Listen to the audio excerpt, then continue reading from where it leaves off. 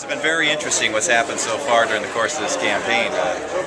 We've been, the first couple of weeks have been remarkable. Patty Murray had 10,000 people on her Facebook fan page when we announced that we passed her in 48 hours. We doubled that in 6 days. We're number 3 in the nation behind Marco Rubio and Rand Paul right now. And they've been at it a while. We've been at it a couple of weeks.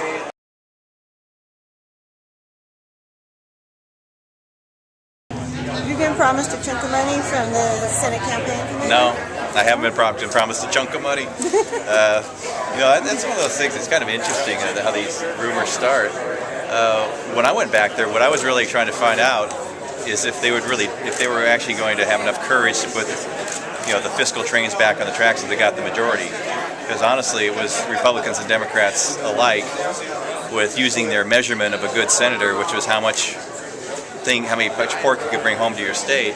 That's been bankrupting America, and I didn't have confidence at that point in time that they really were going to be the authentic fiscal conservatives that we need right now. And so when I left D.C., that's really one of the two main questions. The other one was, what would this be like for my family if I were to run, and we are going to run and win?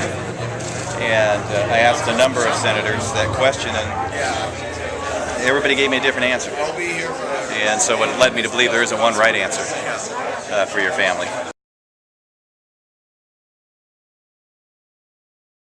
Tell me what distinguishes you from.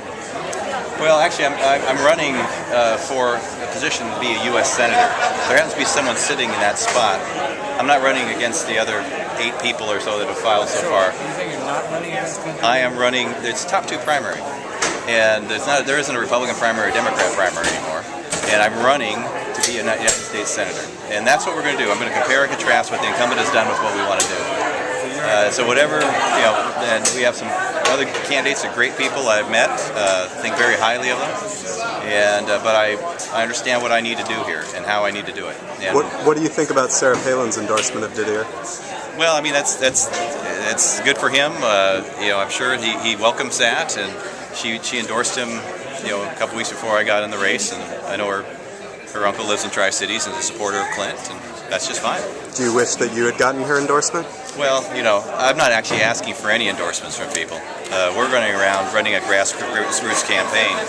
You don't really need a whole lot of endorsements when you run a grassroots campaign. I mean, that's how I won my state Senate seat, was just going door to door and working the grassroots effort. I was outspent when I won my state Senate seats, and it's not all about money.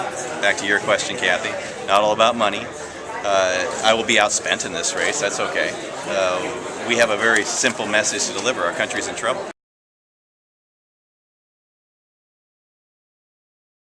I asked you about the Arizona law, and you said you've read it, but I didn't hear you say whether you support it or not. Do you support that law? Well, I've been very, very clear about the reaction to the complete failure of the federal policy. Arizona can do what Arizona is going to do. They have different reality than other states do. My point is that we actually need to have a physical barrier. Before we start doing other things, we need to have a physical barrier, a tall fence with a high gate, and that is really one of the keys, because we have to allow legal immigration into this state. It's what's made America great, is legal immigration. But I'm not going to get off in the weeds on other issues. So this is really about what's happening in America and the potential fiscal calamity that's ahead. Just a quick follow-up, though. Could we construe your comment to mean that you think there should be a path to citizenship for people who are here right now? Not amnesty. First off, not amnesty, number one. But number two is the first thing we have to do is a physical barrier. We had a woman that was raped. We had a person that was killed by an illegal immigrant who had been deported on numerous occasions. Put across the border, walk back. Put across the border, walk back. We don't have a physical barrier. That's why the first thing we have to do. It's kind of like being out in the middle of a lake in a rowboat and you got a hole in the bottom. First thing you got to do is stop the water from coming in. And that's step one. I haven't heard a good solution for the people that are currently here. I haven't heard one yet that makes sense. 12 million people. They can all be rounded up and be deported. That was a crime that? that occurred here in Washington, you're saying? The example of the rape? There was one and a rape that was in the newspaper. Recently? I'm just curious which incident you're referring to. I'm not sure what the date was. We've got time for one more.